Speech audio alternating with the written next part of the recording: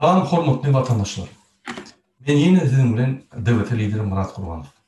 Men şu gepleşigimde sizin bilen sizin öňüňizde Türkmenistanyň Stambuldaki generalny konsulsulatyna jan etjek bolýar. Ve şu ýerde Türkmenistanyň halkyna, Türkmenistanyň građanlaryna pasportlar uzatýarmy, uzatsa näme şertlerde uzatýarmy anyklap sizin dikkatiňize dinletjek bolýar. Gelin biz Türkmenistanyň Generalny konsulsu İstanbul'da generalny konsulsu Janet görüyor.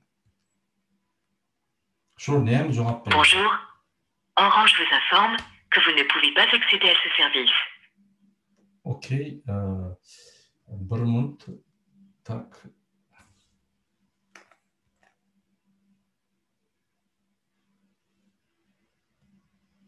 Bonjour. Orange vous informe que vous ne pouvez pas accéder. Okey. Okey. Başka telefonlar aylak görüyor.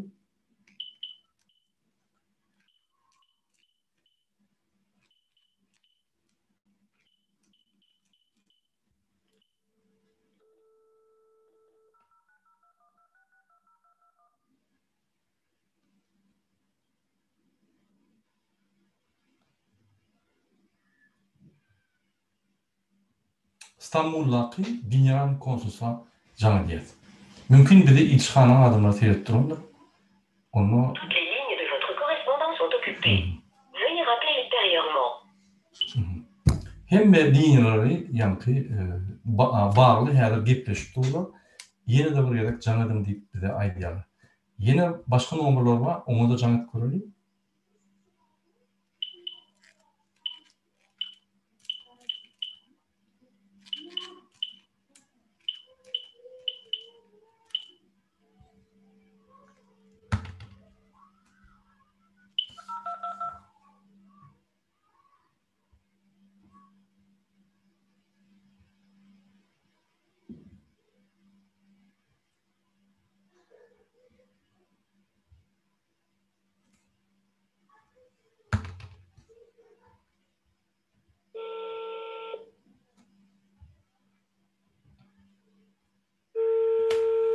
Alayca oylem, gülüşürüz. Ne deyip olsa?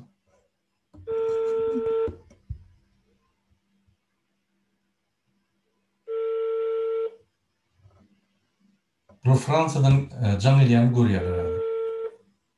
Şu sebepten mümkün alayan neredirler?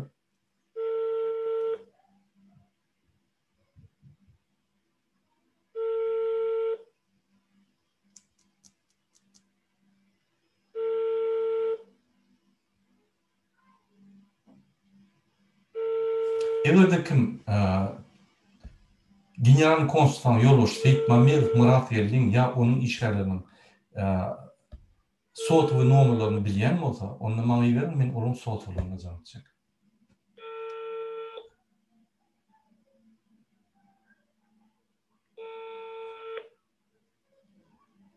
Alan oklar mümkün bizi görüyendirler. Şunun için biz yeni olarak canıt görülüyor. Bunlar öz kabinetinde katı kahramandır, görülür, yönü publika çıkaran vakti, yani cemiyete çıkaran vakti, bunlar hakiki halk için hizmet etdiyenlerini yani boyun alıp korkuyor. Yönü kabinetlerine varsan, bunlar kahramandır hem de değil. Bizim halkımız aktif olman son, bunlar kahraman oluyor. Bizim halkımız aktif olan son, bolsa bunlar yine azca oluyor. Şunun için bir talep etmeli, her vakit. Neyme sebepli, neyme esasını. Hiç bir kanun yok, bir de atkad etmeli. Hiç şeyli bunlara buyruk yok. Telefon alan oklar, sebep Fransa'dan can geleni görüyorlar.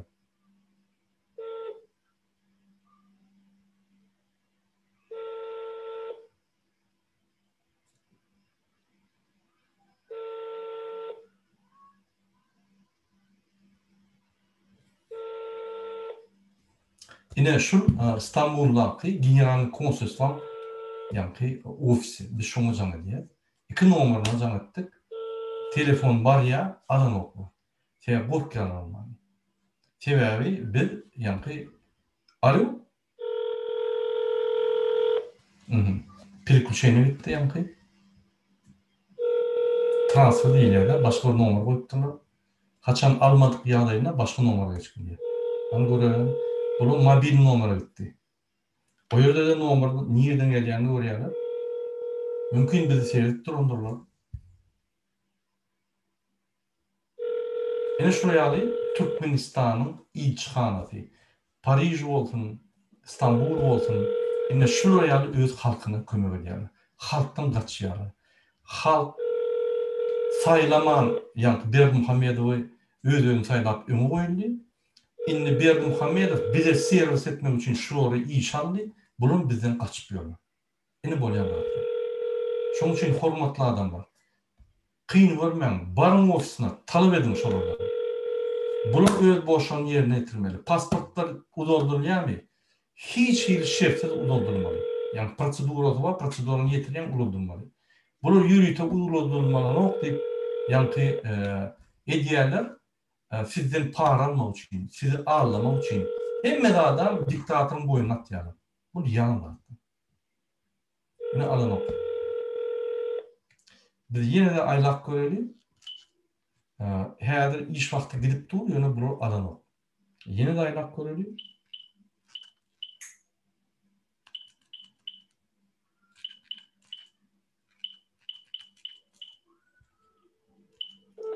Yine şuraya pasosta hiç yerde yok. İstendik pasosta hayata canlı edelim Aliya. Rusya problemamı dinliyor, kömür diye. Dinle Türkmenistan'ın pasostası. Tapağı yok hiç yerde. Seyreden Paris alanı, İstanbul alanı. Bunlar halk içinden, bunlar halka karşı. Bunlar ana. Linya zannet diye. Şimdi bir ikinci numarına zannet görür yine.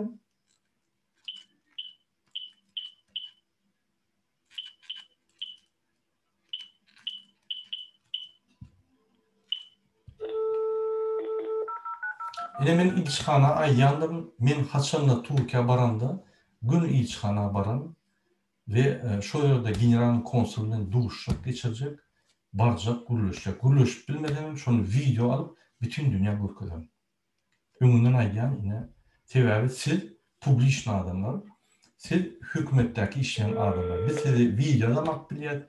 Biz sizi yani yazılım biliyet. Yönetsil sizin cevaplarınızda devletin yani koyulan şartlarından çıkmalı. Biz sizin şahsi durmuşunuza girmeliler.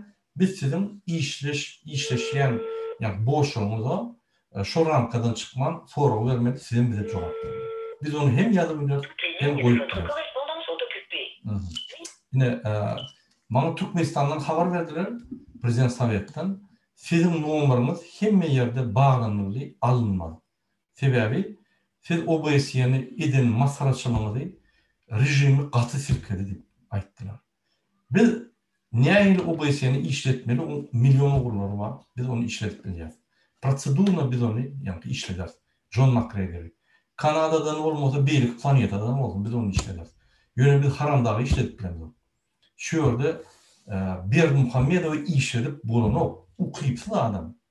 Şunu yani birinin bilimlerini alıp bir bulunuk yani 15 minutta. Şunu bir 30-40 gün vererek.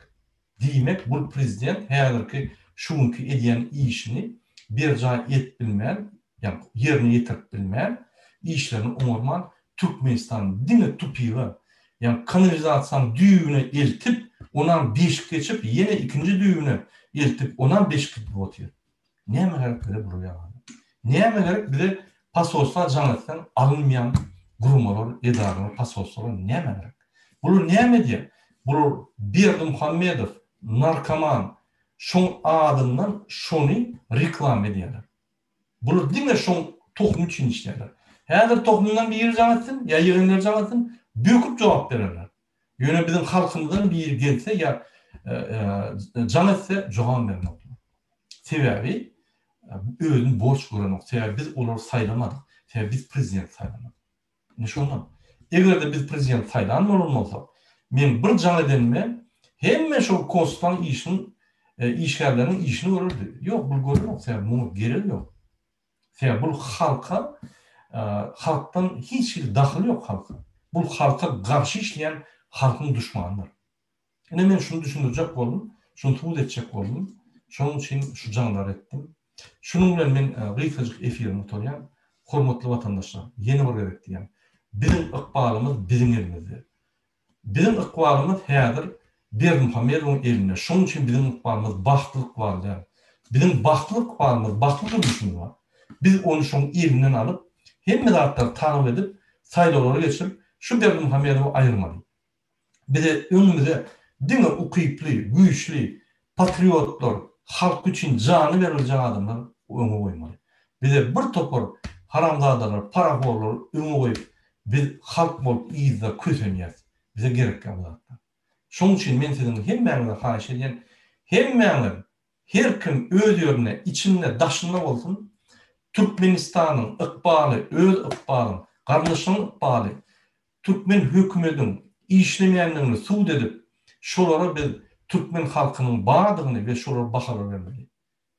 Biz hemmämiz üýüşip, protesta, demonstrasiýalara çykyp, biz Türkmenistanyň prezidentini gatyçylyk ýagdaýynda aýryp, tutsak edip, hemmeden jinaýat işlerini suwd edip, suwd bilen ýa-ni bu jinaýata çekmeli.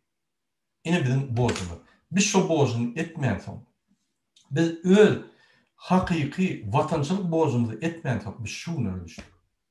Mundan kyn bolmaly. Bu günlerden biz çykmaly. Biz öz-özümize aýtmaly. Bollo, çeki bildik şu diktatorlar. Stop. Biz bagtly durmuşda ýaşamaly. Türkmenistanyň içinde, daşynda däl. Şonuň üçin men siziň hemmäňizi çağırýan, her kim öz grajdan aktiwistini görkezmeli. Hereketleri goşulaýan, goşulamakmy? Özüň üçin hereket et. Ýek özüň.